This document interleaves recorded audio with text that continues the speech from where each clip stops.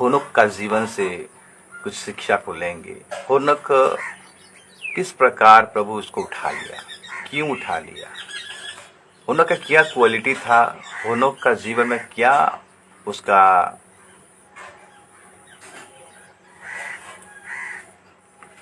योग्यता था जो परमेश्वर उसको उठा लिया। मेरे प्रिय, होनोक का जीवन से हमें एक बात को, एक भविष्यवाणी को मिलता है। होनोक जिस प्रकार उठा लिया गया उसी प्रकार आज का मंडली, आज का कलीसिया को यीशु मसीह उठाएगा, रैप्चर करेगा। गुप्त आगमन होने वाला है और होनोक का जो उठाए जाना उस गुप्त आगमन का एक चिन्ह है। इसको हल्का में मत लीजिएगा। होनोक का विशेषता, होनोक का जीवन में क्या क्वालिटी था, उसका क्या गुण था, उसका क्या योग्यता था जो परमेश्वर उसको उठा लिया। आज उसके बारे में चिंता करेंगे। अगर आज का वचन आज आप सुन रहे हो मेरे प्रियो, अपना हृदय को कभी कठोर मत कीजिएगा। ये वचन आपके जीवन को बदल सकता है। ये वचन आपको गुप्त रैप्चर में जाने के लिए अपने आप को तैयार कर सकता है। आज उसी के बारे में हम चिंता करेंगे। आइए एक पद को जो निकालेंगे, जो आपको मिलेगा इब्रानियों का किताब,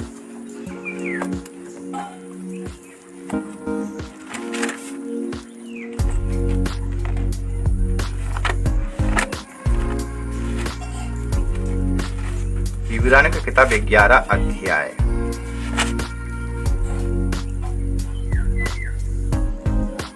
और उसका 5 पद को हम ध्यान करेंगे। इब्रानियों का किताब उसका 11 अध्याय और उसका 5 पद।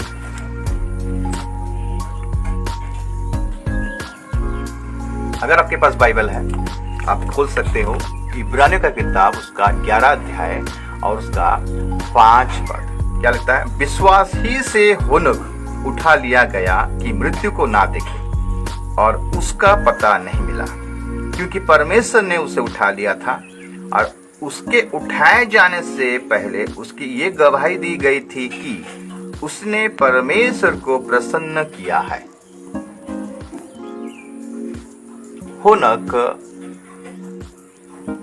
परमेश्वर को खुश किया था, प्रसन्न किया था।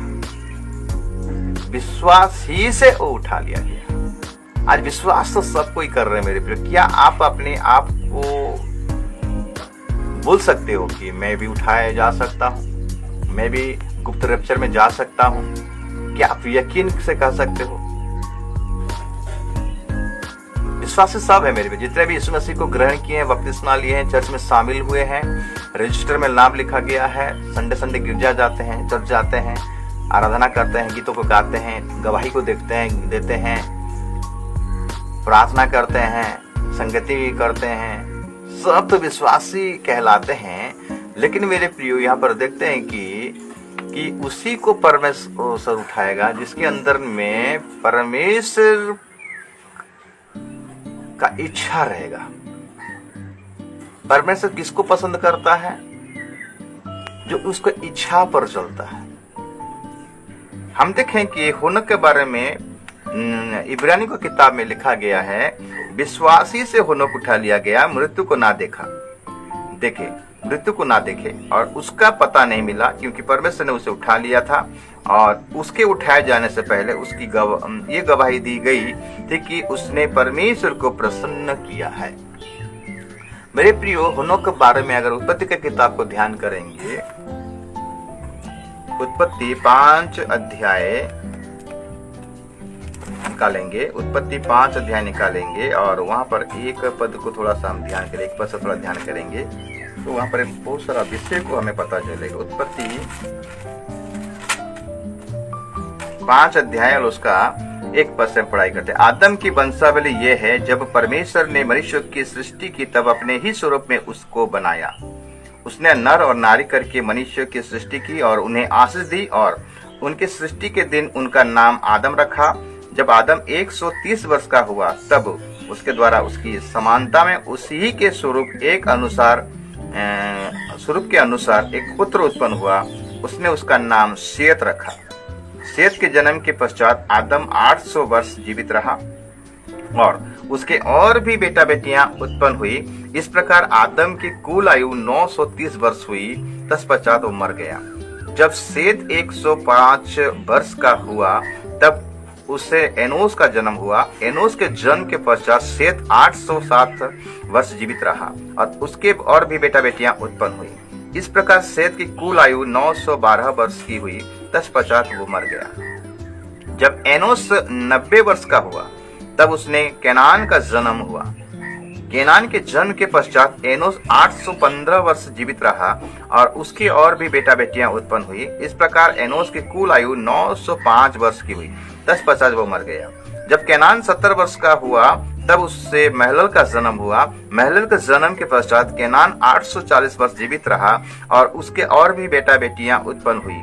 इस प्रकार केनान की कुल आयु 910 वर्ष की हुई, तत्पश्चात वो मर गया। जब महलल 65 वर्ष का हुआ तब उसने येरेद का जन्म हुआ। येरेद के जन्म के पश्चात महलल 830 वर्ष जीवित रहा और उसके और भी बेटा बेटियां उत्पन्न हुई। इस प्रकार महलल की कुल आयु 895 वर्ष की हुई, तत्पश्चात वो मर गया। जब येरेद के 162 वर्ष का हुआ तब उसने हनोक का जन्म हुआ। हनोक के जन्म के पश्चात येरेद 800 वर्ष जीवित रहा और उसके और भी बेटा बेटियां उत्पन्न हुई। इस प्रकार येरेद की कुल आयु 962 वर्ष की हुई, तत्पश्चात वो मर गया। जब हनोक 65 वर्ष का हुआ तब उससे मथुसेलह का जन्म हुआ। मथुसेलह के जन्म के पश्चात हनोक 300 वर्ष तक परमेश्वर के साथ साथ चलता रहा और उसके और भी बेटा बेटियां उत्पन्न हुई।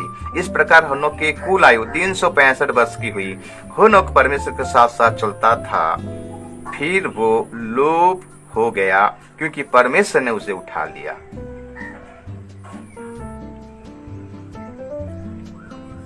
चैप्टर को ये आदि उत्पत्ति की किताब 5 अध्याय और 1 से लेके मैं आपके सामने पढ़ाई किया 23-24 पद तक। मैं क्यों पढ़ा? मैं इसलिए पढ़ा ताकि आपको पता चले कि आदम से लेके होनक तक 7 पीढ़ी और होनक 7वां पीढ़ी में है। 6 पीढ़ी तक हम देखते हैं लोग जन्म हो रहे हैं, 6 जनरेशन में मर रहे हैं। जन्म हो रहे हैं, मर रहे हैं, लेकिन परमेश्वर का जिक्र नहीं है कि परमेश्वर के साथ में लोग चल रहे हैं बोलकर। जन्म हो रहे हैं, मर रहे हैं, जन्म हो रहे हैं, मर रहे हैं। आज का कलीसिया का दशा ऐसा मेरे प्रिय।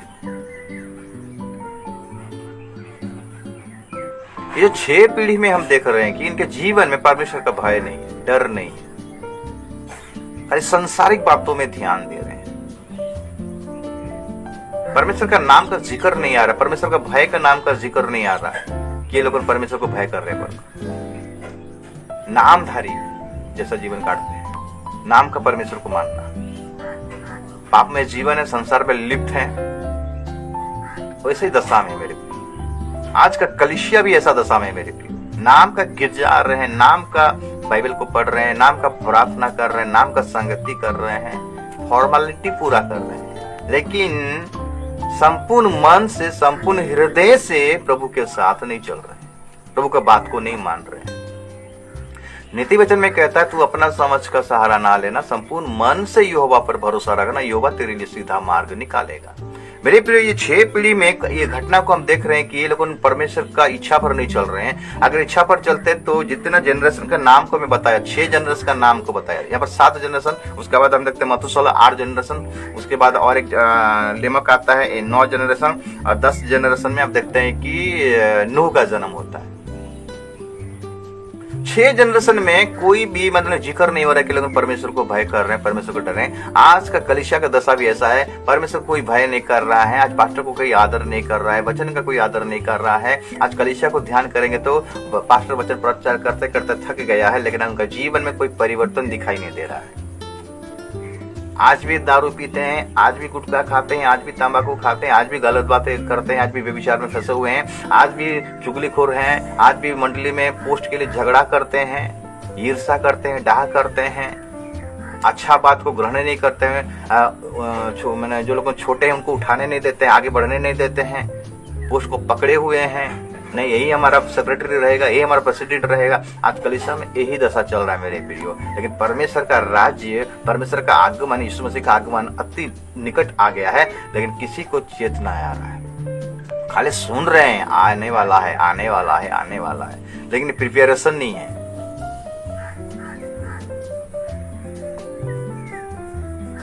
होनोक का शादी हुआ, 65 साल तक होनोक का जीवन भी ऐसा था।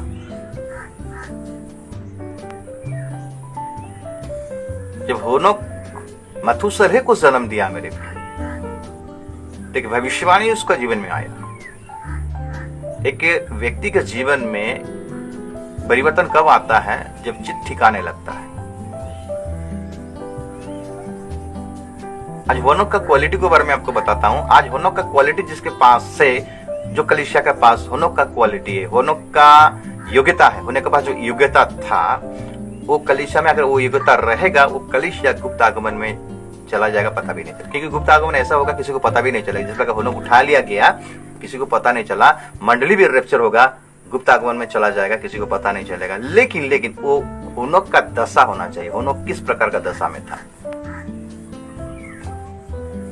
होनोक जब मथुसेलह को जन्म दिया, तो मथुसेलह का मीनिंग है कि ये जब मर जाएगा, ये दुनिया नाश हो जाएगा, ये दुनिया को परमेश्वर क्या करेगा? नाश कर देगा। जब होनोक को ये बातें पता चला,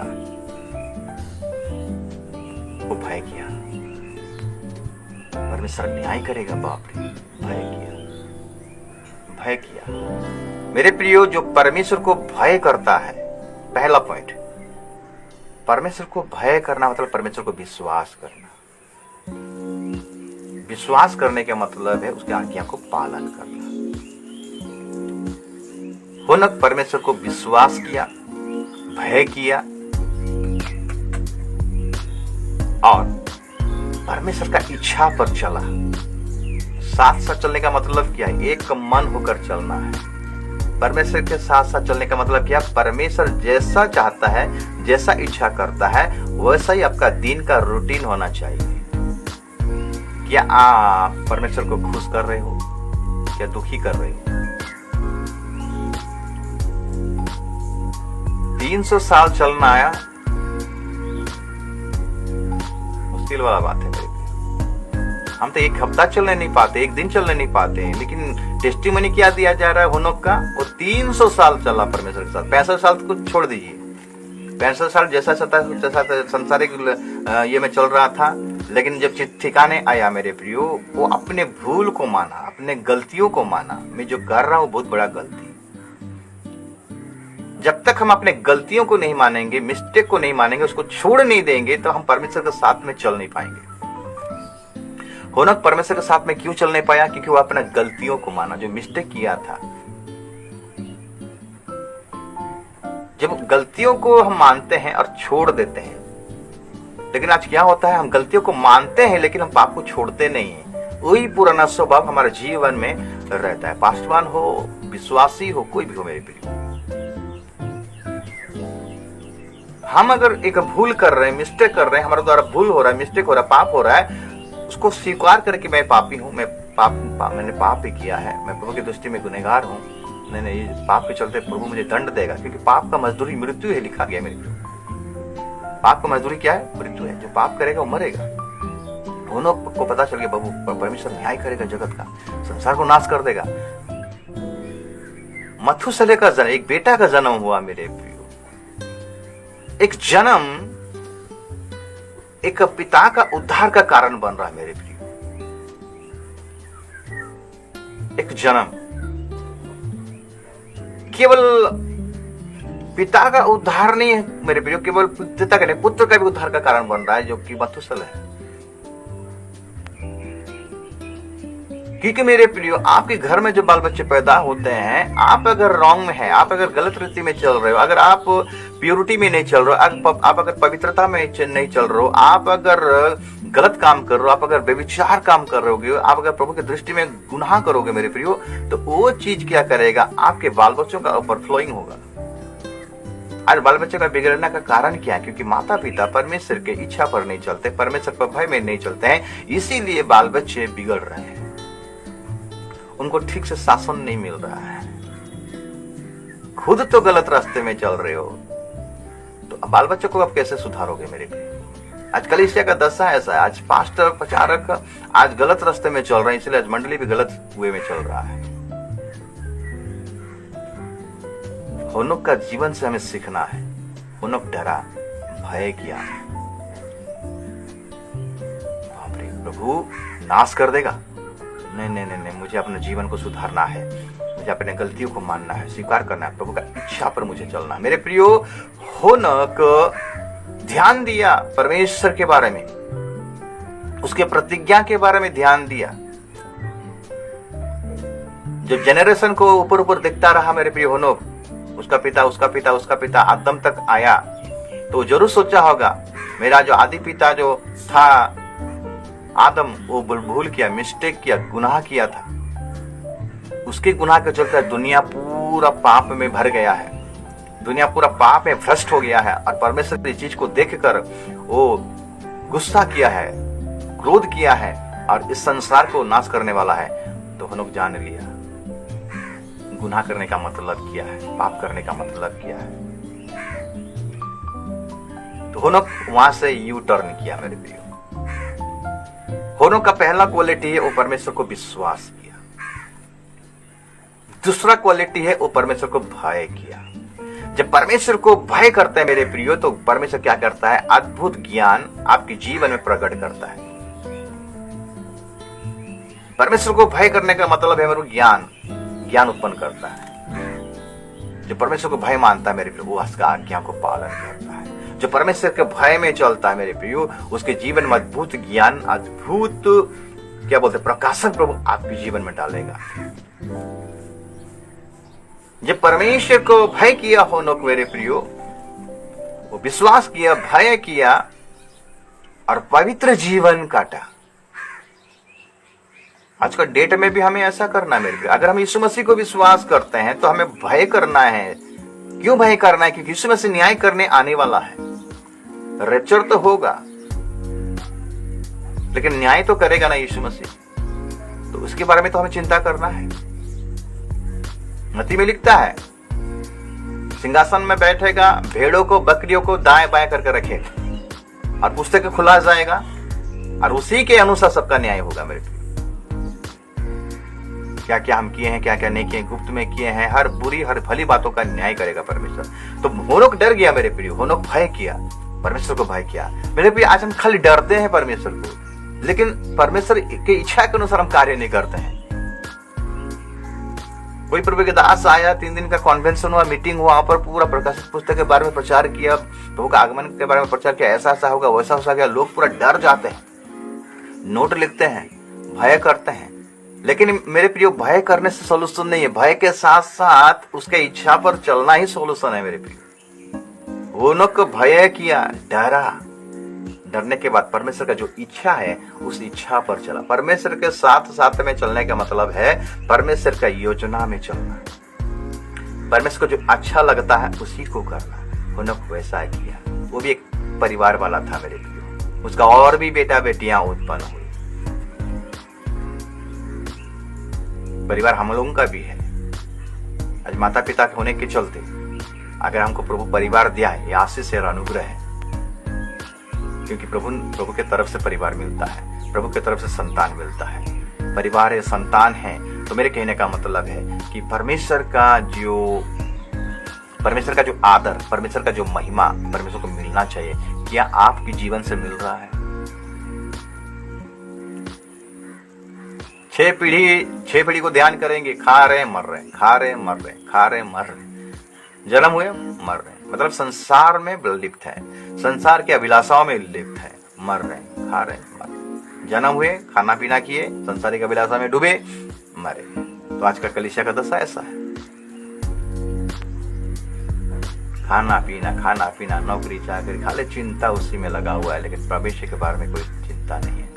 परमेश्वर के आदर के बारे में कोई चिंता नहीं, परमेश्वर को महिमा के बारे में कोई चिंता नहीं। मेरे प्रियो, परमेश्वर को महिमा देना हमारा कर्तव्य है, ये हमारा हक है। परमेश्वर चाहता कि हम उसका महिमा करें। इसराइल लोगों को क्यों मिस्र से प्रभु छुड़ाया, ताकि वो लोग मेरा उपासना करें, मेरा आराधना करें, मेरा महिमा करें। लेकिन इसराइल लोग समझ नहीं पाए, वो कुड़कुड़ाते रहे, बुड़बुड़ाते रहे और हमेशा शारीरिक अभिलाषा में अपना जीवन को व्यतीत किए। इसीलिए परमेश्वर क्रोधित रहा। इतना मिराकल होने के बाद भी उनके जीवन में हम देखते हैं कि संतुष्टि नहीं। परमेश्वर को विश्वास तो कर रहे हैं लेकिन भय नहीं है। अगर भय भी कर रहे हैं तो कार्य नहीं है। आज ऐसा दशा तो कलीसिया का है मेरे प्रिय। अगर आपका जीवन में भय होता तो आप गलत काम कभी नहीं करते। अगर आपका जीवन में भय होता आप प्रभु के उपस्थिति में जरूर बैठते। आपके जीवन तो भय ही नहीं है, डर भय बिल्कुल नहीं। आप हल्के में ले रहे हो परमेश्वर को।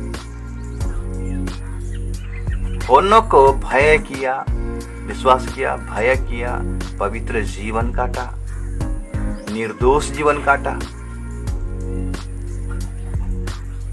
परमेश्वर उसी के बारे में टेस्टिमनी देता है जो उसके दृष्टि में पसंद उसको लगता है। आयुब के बारे में परमेश्वर क्या टेस्टिमनी दिया, ध्यान देंगे। आयुब का किताब 1 अध्याय को निकालेंगे और 1 पद से पढ़ेंगे। आयुब के बारे में परमेश्वर क्या टेस्टिमनी दिया। क्या आपके बारे में परमेश्वर टेस्टिमनी देता है? देखिए क्या लिखता है। उस देश में आयुब नामक एक पुरुष था। वो खरा और सीधा था और परमेश्वर का भय मानता और बुराई से दूर रहता था। खरा था, सीधा था, खरा था और सीधा था। खरा और सीधा, हर बातों में खरा, चाल चलन में सीधा, और परमेश्वर का भय मानता और बुराई से दूर रहता था। बुराई से दूर रहता था। परमेश्वर का भय मानने का मतलब है उसके आज्ञाओं को पालन करना। परमेश्वर का भय मानने का मतलब है बुराई से हमें अलग रहना है, बुरी बातों से हमें अलग रहना है। तो संसार, हम लोग के समय में जो संसार था पाप में भ्रष्ट हो गया था। जिसको जो चाहता था उसी को पसंद करके शादी कर लेता था। मतलब उस टाइम में सब भयानक परिस्थिति था। परमेश्वर का आदर नहीं करता, आत्मा का, परमेश्वर का आत्मा का कोई आदर नहीं करता। जिसको जो अच्छा लगा ऐसा करने लगे। उसी सिचुएशन में हुनोक है, सारे बातों को देख रहा है लेकिन अलग है, अलग अलग अलग अलग है, सेपरेशन। निर्दोष जीवन काट रहा था। उसके जीवन में कोई दोष नहीं था, उसके जीवन में कोई पाप नहीं था। परमेश्वर को भय करता था, विश्वास कर किया, परमेश्वर को भय किया, निर्दोष जीवन काटा, पवित्र जीवन काटा। अब बुराई से अलग रहता था। मेरे प्रिय, जो बुराई से अलग रहेगा वो परमेश्वर के साथ में चल पाएगा, वो वचन में चल पाएगा। आप बुराई से अगर आप अलग नहीं हुए हो, आप जितना भी वचन सुनो, जितना भी वचन पढ़ो, आप परमेश्वर के साथ में चल नहीं पाओगे। क्योंकि आप 2 नावों में पैर नहीं रह सकते। या तो परमेश्वर का सेवा करो या तो संसार का सेवा करो, यानी शैतान का सेवा करो। आयुब के बारे में क्या टेस्टिमनी दिया जा रहा है? धनी व्यक्ति था, पैसा उसके पास अजस्त्र था, सबसे धनी व्यक्ति था।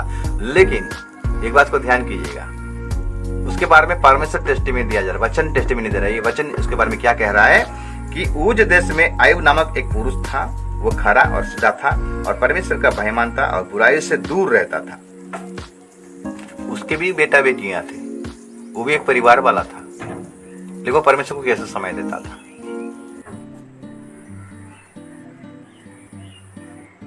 परमेश्वर के साथ साथ होना चला 300 साल।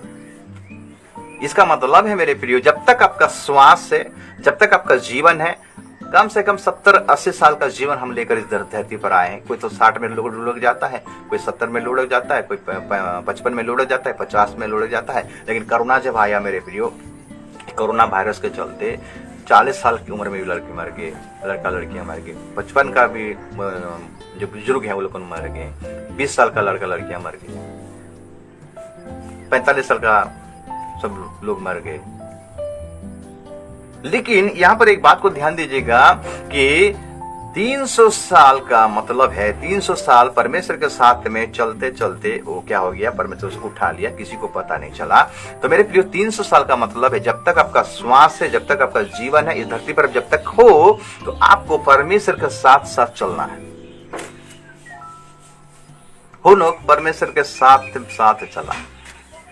एक धर्मी व्यक्ति था, परमेश्वर को भय करता था, परमेश्वर को भय करता था, परमेश्वर को विश्वास करता था और परमेश्वर को वो हमेशा हर दिन खुश करता था। क्या आप हर दिन परमेश्वर को खुश कर रहे हो? आप तो हर दिन इस शरीर को खुश कर रहे हो, लोगों को खुश कर रहे हो। आज ऐसा दशा है, आज कलीसिया का दशा है क्या? लोगों को खाली खुश कर रहे हैं, पास्टर को खुश कर रहे हैं, अपना शरीर को खुश कर रहे हैं। लेकिन आपको जो प्रभु जो आत्मा दिया है, जो पवित्र आत्मा प्रभु आपको मिला दिया है, जो परमेश्वर आपको जीवन दिया है, क्या उस परमेश्वर को आप खुश कर रहे हो? क्या वो परमेश्वर को खुश किया मेरे प्रिय? परमेश्वर उसके बातों से, उसके चाल चलन से, उसके व्यवहार से परमेश्वर खुश था। आज मंडली के चाल चलन से, बातों से, उसकी एक्टिविटी से अगर परमेश्वर खुश नहीं है तो मंडली बहुत दुखद अवस्था में रहेगा मेरे प्रिय, बुरा अवस्था में रहेगा। वो मंडली रैप्चर होने नहीं पाएगा, वो मंडली गुप्त आगमन में जाने नहीं पाएगा।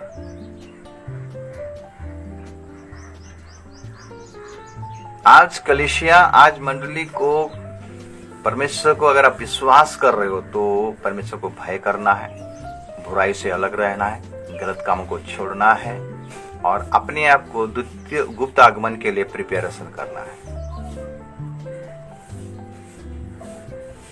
होनोक का कोई बाइबल इंस्टीट्यूट नहीं था, होनोक का कोई पास्टर नहीं था, फिर भी वो अपने आप को प्रिपेयर किया, फिर भी अपने आप को पवित्र रखा, फिर भी अपने आप को परमेश्वर का आज्ञाकारी, विश्वस्तता, विश्वास के साथ, विश्वस्तता के साथ, ओबीडियंस के साथ वो आज्ञाकारी रहा। प्राण देने तक विश्वास योग्य रहे तो तुम्हें जीवन का मुकुट मिलेगा। जब मथुसेलह का जन्म हुआ मेरे प्रियो, मथुसेलह 969 साल का जन्म हुआ, मैंने उसका उम्र था, साल हुआ, लंबा गैप। होनो को पता चल गया कि इसका मरने के बाद ये दुनिया नाश हो जाएगा, इसका मरने का थोड़ा लेट हो रहा है मथुसेलह का। इसका मतलब क्या है जानते हैं? हो सकता था मथुसेलह जल्दी भी मर जाता।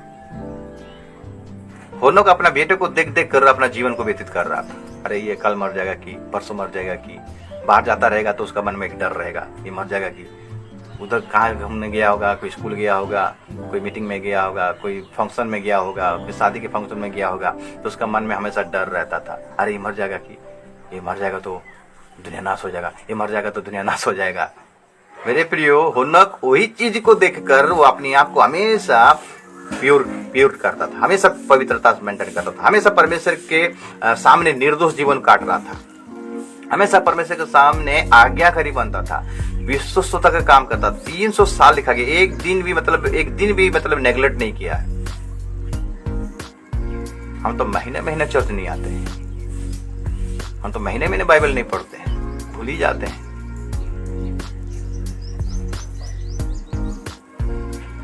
होनो का एक क्वालिटी था मेरे प्रिय, होनो का जीवन में ये योग्यता था। तुम्हारा बुलाने वाला जैसा पवित्र है, तुम भी अपने आप को ऐसा पवित्र करो। होनो को पता चल गया कि परमेश्वर पवित्र है, वो एक आग है और उसके उपस्थिति में मैं कैसे चलूंगा, उसकी उपस्थिति में मैं पवित्रता से शोभायमान होकर चलूंगा। हमेशा मैं परमेश्वर को जो अच्छा लगता है मैं वही करूंगा। अपनी दृष्टि में बुद्धिमान ना होना लिखा गया है, हमेशा बुराई से अलग रहना लिखा गया है।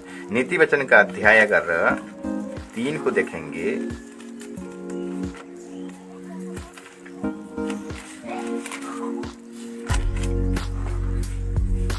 अध्याय 3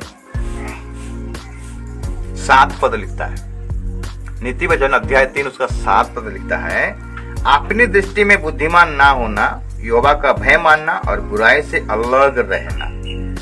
होनोक अपने दृष्टि में कभी भी बुद्धिमान नहीं हुआ। वो जरूर प्रभु से जब प्रार्थना करता रहेगा तो परमेश्वर से मार्गदर्शन मांगता रहेगा, प्रभु मुझे कैसा करना चलना चाहिए, आप मुझे बताइए, आप मुझे सिखाइए। कोई गुरु नहीं था, परमेश्वर ही उसका गुरु था, पवित्र आत्मा परमेश्वर उसका ही उसको लीड कर रहा था। आपको कौन लीड कर रहा है?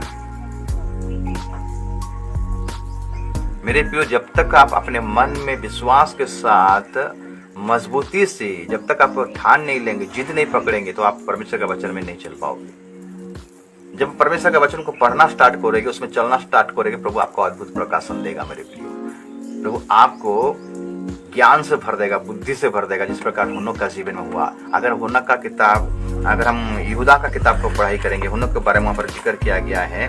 हुनोक देखिए एक भविष्यवाणी को करता है।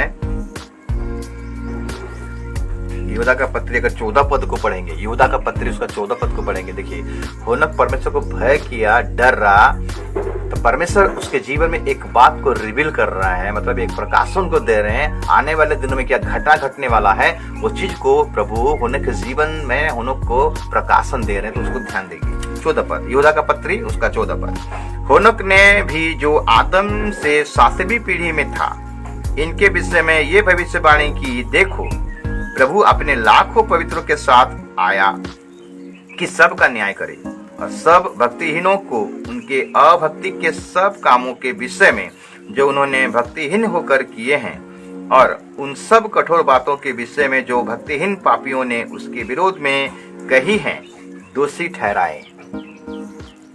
सबको दोषी ठहराएगा जब परमेश्वर का आगमन होगा मेरे प्रिय। हुनोक की भविष्यवाणी परमेश्वर उसके जीवन में रिवील किया, प्रकाश रेवलेशन दिया कि क्या घटने वाला है आने वाले दिनों में। क्यों ये प्रकाशन दिया? क्योंकि हुनोक परमेश्वर को भाई मानता था, उसके साथ साथ चलता था, परमेश्वर की इच्छा पर चलता था, परमेश्वर की मर्जी पर चलता था, परमेश्वर का एम, परमेश्वर का लक्ष्य में चल रहा था।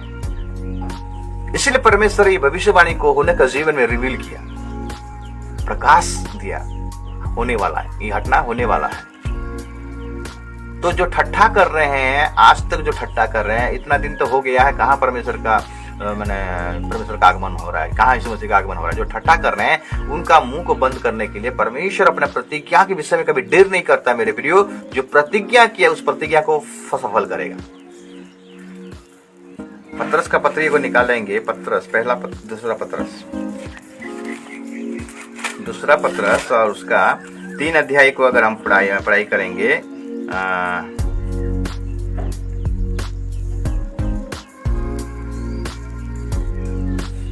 3 पद से पढ़ाई करें। दूसरा पत्रस का किताब उसका 3 पद, जो हुनोक ने जो भविष्यवाणी कहते, जो कि जो लोग ठट्ठा प्रयास करते रहेंगे, उन्हीं को न्याय, उन्हीं का दंड देने के लिए प्रभु यीशु मसीह आने वाला है लाखों स्वर्गदूतों के साथ। ये रिवील किया होने के जीवन में परमेश्वर। और देखिए वो क्या बातें, क्या अंतिम दिनों में लिखता है। 3 पद, दूसरा पत्रस का किताब उसका 3 पद को पढ़ाई करेंगे। 3 से पहले ये ज्ञान जान लो कि अंतिम दिनों में हंसी ठट्ठा करने वाले आएंगे, जो अपनी ही अभिलाषाओं के अनुसार चलेंगे और कहेंगे उसके आने की प्रतिज्ञा कहाँ गई, क्योंकि जब से बाप दादा सो गए सब कुछ वैसा ही है जैसा सृष्टि के आरंभ से था। वे तो जानबूझकर ये भूल गए कि परमेश्वर के वचन के द्वारा आकाश प्राचीन काल से विद्यमान है और पृथ्वी भी जल में से बनी और जल में स्थिर है।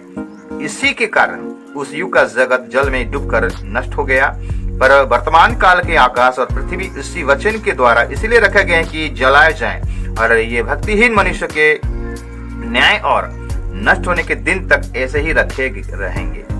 हे प्रियो, ये बात तुमसे छिपी ना रहे कि प्रभु के यहाँ एक दिन 1000 वर्ष के बराबर हैं और 1000 वर्ष एक दिन के बराबर हैं। प्रभु अपनी प्रतिज्ञा के विषय में देर नहीं करता, जैसे देर कुछ लोग समझते हैं, पर तुम्हारे विषय में धीरे धरता है और नहीं चाहता कि कोई नष्ट हो, वरन ये कि सबको मन फिराव का अवसर मिले।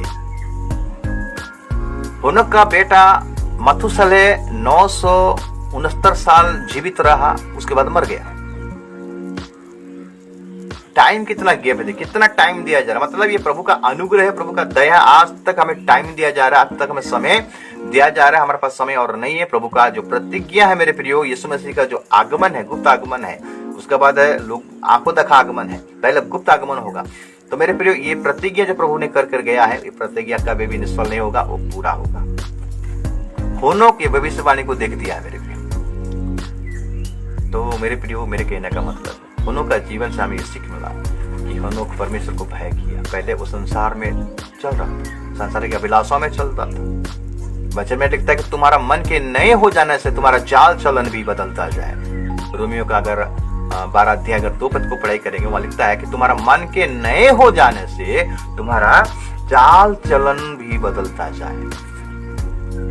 आप 30 साल, 5 साल, 10 साल, 20 साल, 50 साल का आप मसीह हो, उधर जा रहे हो, आ रहे हो, क्या आपका चाल चलन नया हो गया है? आपका स्वभाव बदला है क्या? हो ना, अपने आप को बदला मेरे। किस लिए बदला? ताकि परमेश्वर को अच्छा लगे। परमेश्वर को अच्छा लगे। जो परमेश्वर को अच्छा लगता है उसी के अनुसार हमें चलना है।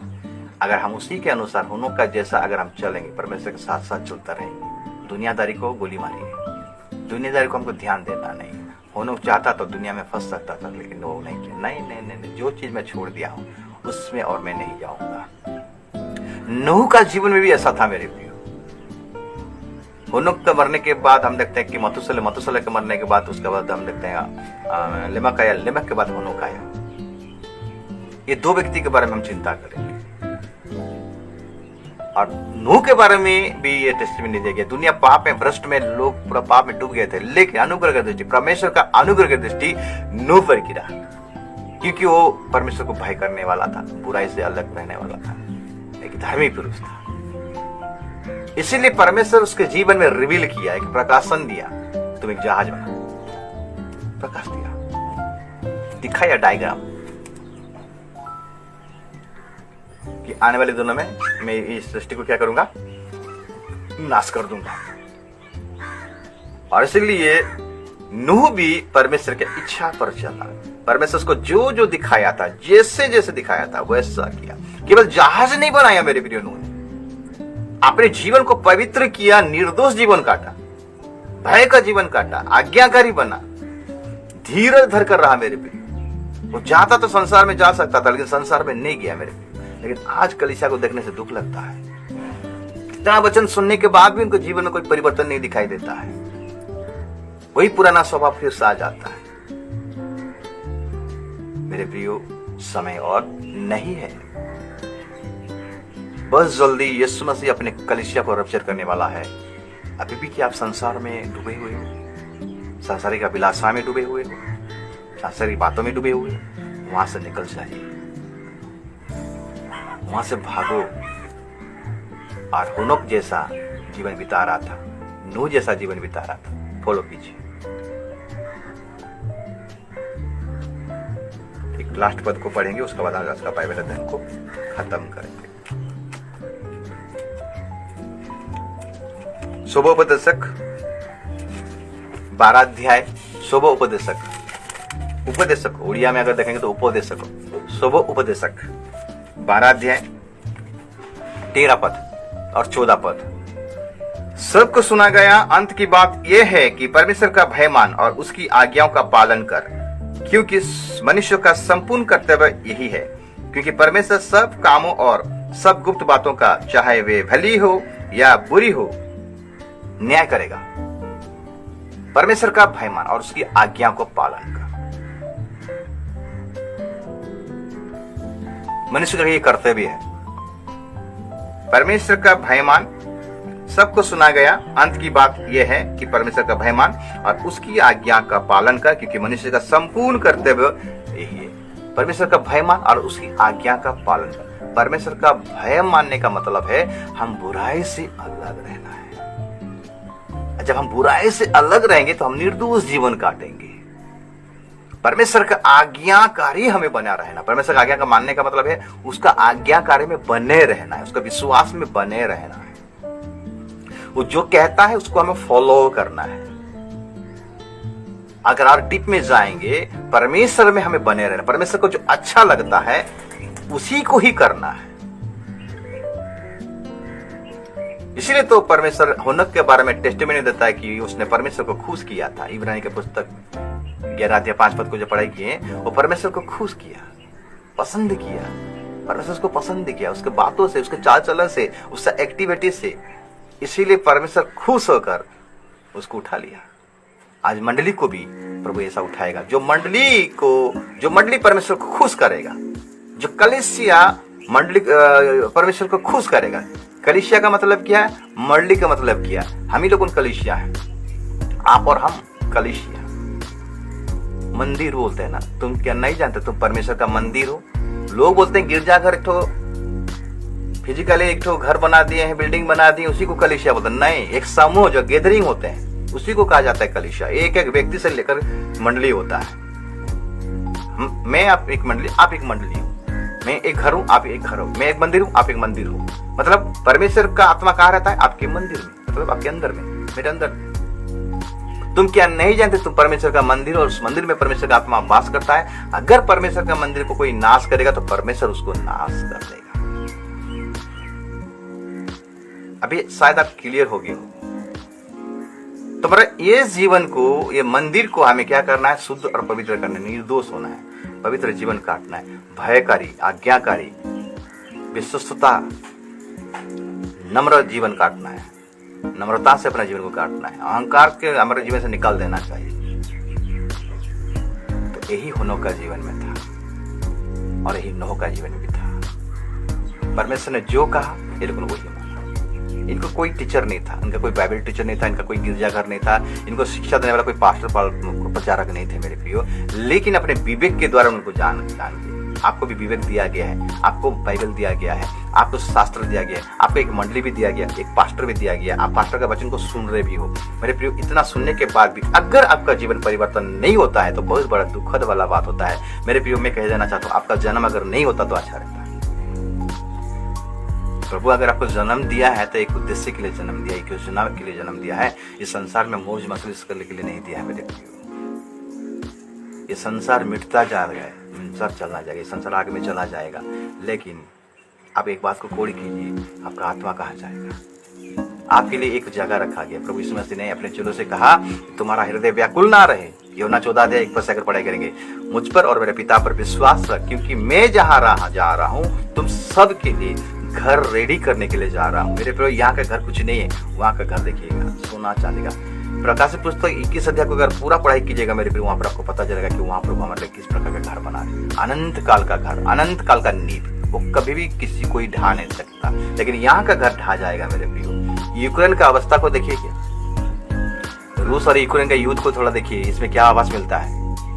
उसी प्रकार दुनिया नाश हो जाएगा मेरे प्रियो।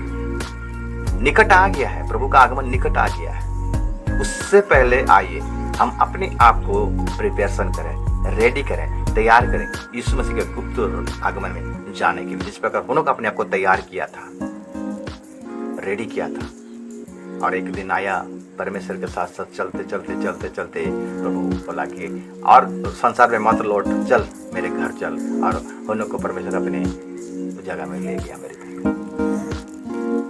मैं आशा करता हूँ आज का वचन आप सबों के लिए जरूर एक परिवर्तन का वचन हुआ होगा, आशीष का वचन हुआ होगा और अनुभव का वचन हुआ होगा। सभी को जय मसीह की, सभी को प्रेज द लॉर्ड। मैं आपसे एक